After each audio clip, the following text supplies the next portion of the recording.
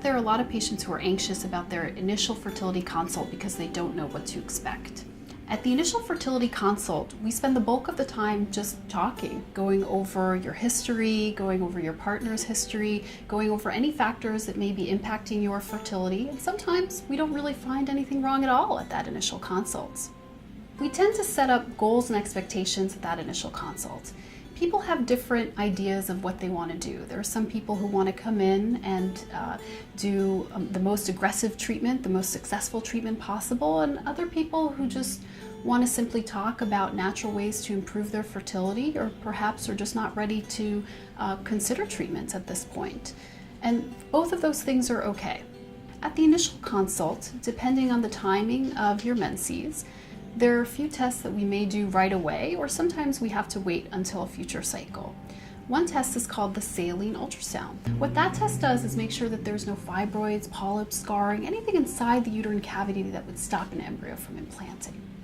Another test that we recommend is the hysterosalpingogram, or HSG. That test checks to see whether the fallopian tubes are open or not, and we can help that test get scheduled for you somewhere around day 7 through 10 of your menstrual cycle. Another test that we usually recommend are blood tests to evaluate how well the ovaries are working. Certain tests like the FSH level, LH level, estradiol level, those are tests which can give us information about how well your ovaries are working, and those should be done somewhere around day 3 of your cycle, or the early part of the menstrual cycle. There's some other tests, for example, something called an anti-Müllerian hormone level, or AMH, which can be done at any time during the cycle. That's one of the most accurate tests for how well your ovaries are working. Another way to evaluate the ovaries is by a simple vaginal ultrasound. What I do is I actually take a look at the ovaries, count those small active eggs within the ovaries, and that gives me some idea as to what your egg quality and quantity is. Another test that we recommend is, of course, a semen analysis. There's two broad categories of treatment. There's what's called ovulation induction, and that may include simple oral medications. Okay, you may have heard of some like Clomid or letrozole.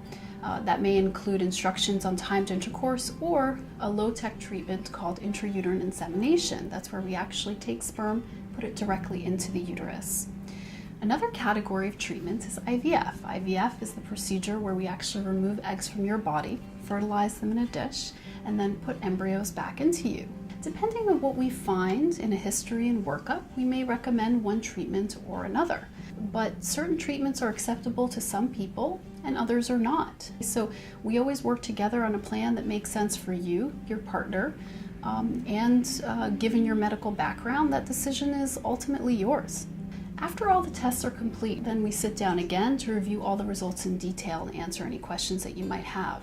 The timing of that follow-up visit does depend a little bit on your period.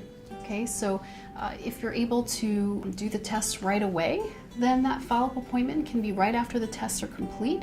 It usually ends up being approximately 1 month from the first follow-up, from that first visit.